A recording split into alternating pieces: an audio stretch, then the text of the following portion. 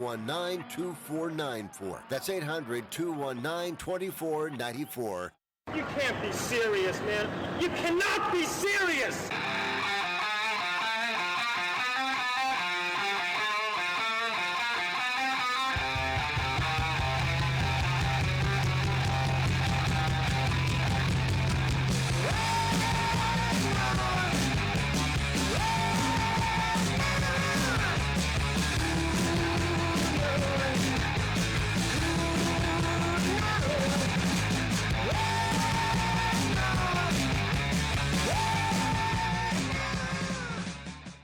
Tittle's got a black belt in keeping it real. Thanks for that, and welcome back to the show. Rick Tittle with you coast to coast and around the world on the American Forces Radio Network. And if you're watching on our twitch.tv webcams there, you see I have a guest in studio, and it is the veteran Hollywood movie maker Alex Cox. He has a new movie he has written and directed entitled Dead Souls. It'll be the closing feature tonight at the Roxy, all part of the San Francisco Indie Fest. Alex, welcome to the studio. Now, people say, did you say or someone else say this is your last film? That sounds foreboding. Well, it's a bit like the Who's farewell tour. You know, I can have a few last films maybe, but we'll see. But I'm an old guy, you know, maybe it will be. Now, you originally from Blighty, as we say. I spent a lot of time over there. And, Perfidious Albion. Perfidious Albion. I always love that line, yeah. So my ancestors in the 1770s came over from Brighton, and I know that you spent some time there, right? Brighton. No, sorry, not Brighton. Bristol. I was in Bristol for a year. I was going to film school, and it rained every day. And I have a friend I hadn't seen in many, many years who went to live in Bristol. I saw him last year, and I said, "Is it still pouring with rain?" And he goes, "Oh no, it doesn't rain anymore." Wow. So where did you grow up, your younger years? I grew up outside Liverpool. Okay. So you're Scouse. To the north. So I'm what they call a cardboard Scouse. Because I wasn't actually from the city itself. I was from across the water. Were you from, or were you Everton or Liverpool? I actually supported Tranmere Rovers. Tranmere Rovers, because that was our local. The Whirl. Local guy. On the Whirl, exactly, the Whirl. Very good. I'm Spurs, as you might see, Tottenham through and through. But I have to mention that when I was in college, there were two movies that were huge in the United States, and I saw both of them. First was Repo Man, and then Sid and Nancy. Oh, yeah. And, I saw them, too. And we can get into those. We don't have time to get into all because we want to talk about your new film. But to work with Gary Oldman at the time, playing Sid Vicious, did you realize that, did you think this guy is going to have a 50-year career? He's going to get suited and booted and go to Buckingham Palace someday. Like, he's that talented. Well, I think he wanted that. I don't know. I didn't know him well enough. For me, he was just an actor that I'd seen in a stage play, and he hadn't done any films at that point. You gave him a big break. I guess so. That was his first feature, and so I just always think of people as actors, you know. And if they're a good actor, then it's a pleasure to work with them. Mm-hmm. So to write and direct Repo Man, which was such a interesting movie, there hadn't been anything like it at the time, and Harry Dean Stanton, Emilio Estevez, what was that like did you have these guys in mind, or did you go through a long audition process? No, I was going to do it originally. I was going to do it with Dennis Hopper and Dick Rude. Oh, wow. And I had a very nice lunch with Dennis, and he was very nice, but his agent wanted a bit more money than was in the budget. Wow. And then my wife, I knew Harry Dean already because I tried to get him to be in a student film when I was at UCLA. Mm-hmm. But my wife ran into him, met him at a party. She wasn't my wife then, she was in another relationship, but she called me and said, "You have to get back in touch with this guy, Harry Dean Stanton, because he has that Old West skeleton-y thing, which will be perfect for your film." And he did, and he was perfect. I love that Old West skeleton. The Old West skeleton-y thing. And just to finish up on, you've done a lot of films, and then Straight to Hell, and how cool to have Joe Strummer from The Clash in that. Yes. Oh, and I worked with Joe for 3 years pretty solidly, because right when they finished The Clash, right after they came back from the busking tour, was when Joe and I met, and I said, "Maybe you'd like to see this film when we finish shooting it, you know." He said, "Oh yeah, I'll come and look at it, you know." And he ended up writing, even though officially he's only credited with 2 songs in Sid and Nancy, but he actually wrote 6 Wow. that are on the soundtrack Wow. under pseudonyms. And then we did Straight to Hell, in which he wrote music and acted. And then we did Walker in Nicaragua, in which he had a small acting role and wrote the score, which I don't know if you ever heard his score for Walker. It's amazing. Now, you had kind of an affinity or maybe a fascination with the Sandinistas, is that right? Well, no, I'd just gone down there because I thought it was interesting that this was in Carter times, that initially the media were very positive about the Sandinistas because they'd overthrown a cruel dictator, you know, and some of them wore Panama hats, you know, they were totally cool. And then, this was the weird thing, within a matter of weeks, the media kind of turned. And all of a sudden, it wasn't Somoza that was the problem. It wasn't the dictator that they got rid of. It was the Sandinistas that were the problem.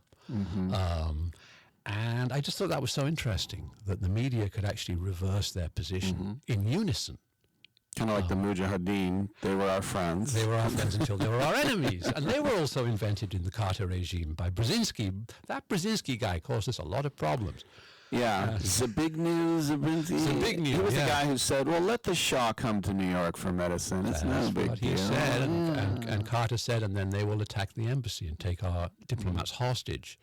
And Zabrinski said, no, they won't. He's an old friend. You can't have him getting medicine in Panama. But anyway, it's the Sandinista film that we did was called Walker, and it was Joe Strummer's the first thing he did that was a total solo movie score. And it's incredible. It's really worth, if it can be found, it's really worth finding. You, by the way, just meeting you in person, you have a marvelous cadence about, I mean, to do, I don't know, books on tape or something, as they say. Why, thank you. Please hold for Dr. Johnson. Have you been, I'm sure you've been told that before, though. I did. I actually, the guy who cuts my hair, I did his phone message for him. But is that that's the right? only one I've done, the flat top. Yeah. You've reached the flat top. Now, Taurus is not available right now. So I'm interested, too, is that at a young age, as you mentioned, UCLA, and coming over here, the kind of thing was like, yeah, I can make movies in London, but to go really big time, you know, you got to go to Hollywood, I guess. No, it wasn't like that. What was it? No, there was very little in the way of film education in England in the 1970s. There was the course that I went on, which was at Bristol, which was a 1-year course. And then the only other 2 film schools at that time were in London. I didn't like London. Didn't want to go to London, you know. What was it about London? Well, I'm from Liverpool. You know, like those Southerners. No. Fancy you don't go. bands. If you're going to London, people in Liverpool literally say, I'm going down to England today. I'm coming back tonight. But anyway. Where did you stay in London when you went? Like, did you live there for a while? Or? I lived there when we were making Sid and Nancy. And I had a place in Bermondsey. Oh, yeah, Across the just river. south of Thames. Yeah, which is where Gary Oldman came from. Okay. Which is a working class neighborhood, very depressed. I'd found, though, kind of an Very artist. posh now. Now it's all gentrifying. Yeah. But when Gary lived there, it was very poor, and it still was poor, largely poor when I was there. So I understood then where he was coming from and why he wanted to get out of Bermondsey, you know. Sort of not too far from the Battersea Power Station. And I noticed, like, when I went south of Thames towards Greenwich, I went through a lovely town called Mudchute. Mudchute, that's right. It's a great name for a place. So, well, you know the Tower Bridge and the Tower of London, and then on the opposite side of the Tower Bridge is Bermondsey. Right. The Shard. No, really. It's quite near there. Oh, that came after my time. I've not been up the Shard, but I've seen the Shard, yeah. That used to be the Gherkin, or Canary Wharf in the East End. Like, those would be the new... That became very large in the Thatcher. The new places, yes. After, yeah. So for you, when you write and direct, and Walker was a film that you directed, but you didn't write, did you find that in any ways handcuffed or stifling, that you couldn't, or did you think there was maybe more freedom, that you didn't have to worry about the script? No, it was better because I had a collaborator, you know, because Rudy Wurlitzer wrote the script of Walker, and I'm one of those directors who loves to have the writer come to the set, you know, and so I was constantly, oh, Rudy, you've got to come back down to Nicaragua. All the actors are asking for you, you know. And they were, because there were a ton of actors, and they all wanted to talk about their character.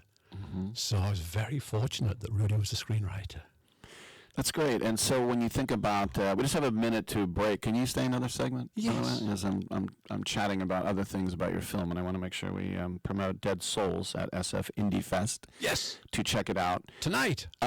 tonight. And by the way, just when you go to these premieres, are you still asked to sign maybe some weird paraphernalia or memorabilia or such things? Yeah, people have brought their Repo Man DVD. Yeah.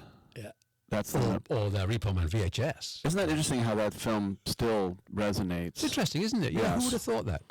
I just remember the one line I remember is when Harry Dean drives up and he says something like, "Hey, you want to make some money?" And it's like, "Blank you, blank." Yeah. Oh, we had really, I mean, you couldn't make Repo Man now because the stuff we said about John Wayne, you couldn't say that in a film now.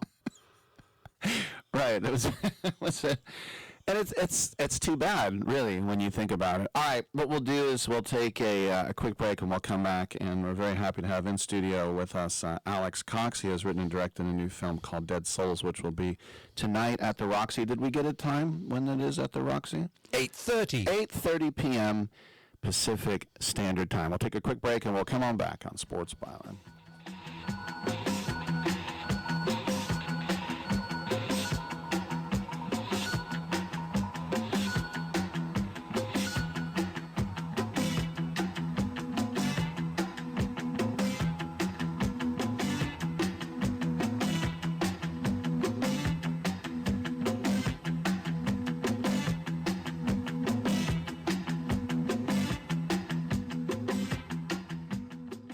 Chick-fil-A's new Frosted Sodas and Floats, it's a 10 out of 10. Hey, this is Lizzie, a team member at my local Chick-fil-A, and a little thing I love about the Chick-fil-A chicken sandwich and new Frosted Sodas and Floats is how well they go together.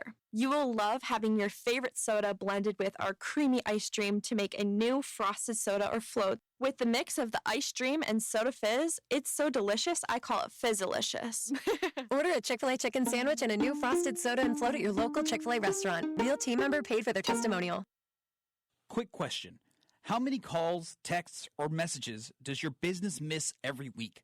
Nights, weekends, busy days. That's lost money. Create Assistance helps businesses fix that problem using AI employees that answer calls, respond to texts, book appointments, and follow up with leads 24/7 automatically. No extra staff, no complicated software. Everything runs inside one simple command center that replaces scattered tools, missed follow-ups, and manual busywork. Whether you're a service business, office, or multi-location company, Create Assistance keeps your business responsive, organized, and running even when you're off the clock. Stop letting leads slip through the cracks. Visit createassistance.ai to book a free call. Or you can call or text 515-500-2224. Again, that's 515-500-2224. We look forward to hearing from you. Are you over the age of 50? Want peace of mind and financial security for your family? Here's an important message to you from Senior Care USA.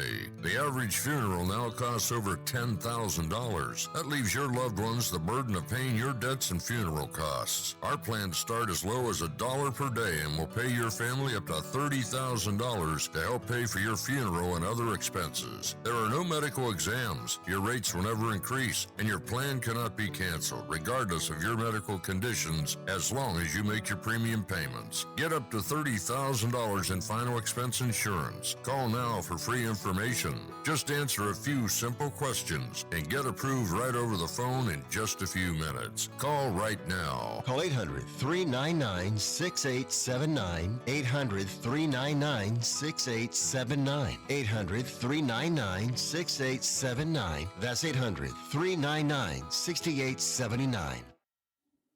Have you been daydreaming about losing weight for years? Do you just yo-yo back and forth? At Innovative Wellness Center, we have a holistic weight loss program that allows you to lose up to 20 pounds in 30 days. People are losing weight like crazy and keeping it off. It can be done from anywhere in the United States. Go to our website at www.innovativewellness.center and schedule your complimentary consultation today. This is special too. It's look, see, still got the old tagger on it. See, never even played it. See? You just brought it. Don't touch it. Oh, don't touch it. I wasn't gonna touch it. No, don't.